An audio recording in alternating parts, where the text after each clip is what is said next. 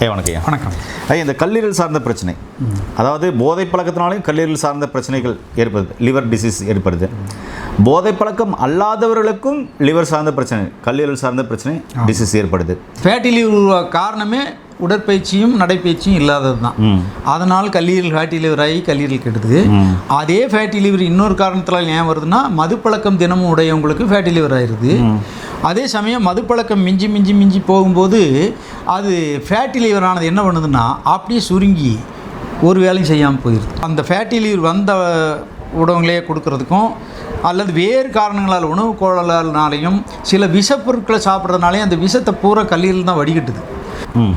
கடுகு ரோகிணியினுடைய முறைப்படி சுத்தி பண்ணி சத்தெடுத்து அது கூட ஒரு சில மூலிகைகள் கூட துணையாக அது வந்து வேகமாக வேலை செய்கிறதுக்கான சில மூலிகைகள் சேர்த்து இந்த மாத்திரையை நம்ம செஞ்சுருக்கிறோம். கடுகு ரோகிணி பார்த்தீங்கன்னா கல்லீரலுக்கு மிக அற்புதமாக வேலை செய்யக்கூடிய மாத்திரைங்க.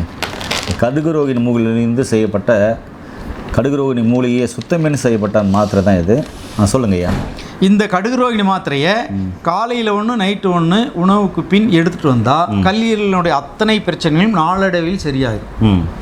இதுவே வந்து நான் இப்போ சமீபத்தில் வந்த சிரோசிஸ் ஃப்ளேவர் ஒரு பேஷண்ட்டுக்கு ஒரு ஆளுக்கு கொடுக்கும் பொழுது வெறும் 10 நாள், ஆனால் அது காலையில் 2 மத்தியானம் 2 நைட் 2 கொடுத்துட்டேன். சிரோசிஸாக இருந்ததுனால அவன் வந்து வயிறு வீக்கம் ஃபுல்லாக இருக்குது, நடக்க முடியாது. அவன் வயிறெல்லாம் சின்னதாகி நல்லா வந்துட்டான், சாப்பிட்றக்க ஆரம்பிச்சிட்டான். இந்த ஒரே மாத்திரை தான், வேறு கொடுக்கவே இல்லை நான். அப்போ இன்னும் இது கூட வேறு சில விஷயங்கள் இருக்குது. அதாவது வெடிப்பு அன்னவேதி செந்தூரத்தை நாம் இதோட இன்னொரு கேப்சூல் இதை கொடுத்தோம்னா வீக்கம் இன்னும் வடியும், அந்த இடத்துல புதுமையான அந்த கல்லீரல் வந்து மீண்டும் வலுப்பெற தொடங்கிடும், சிரோசிஸ் ஆஃப் லிவர்லேருந்து வந்துடும்.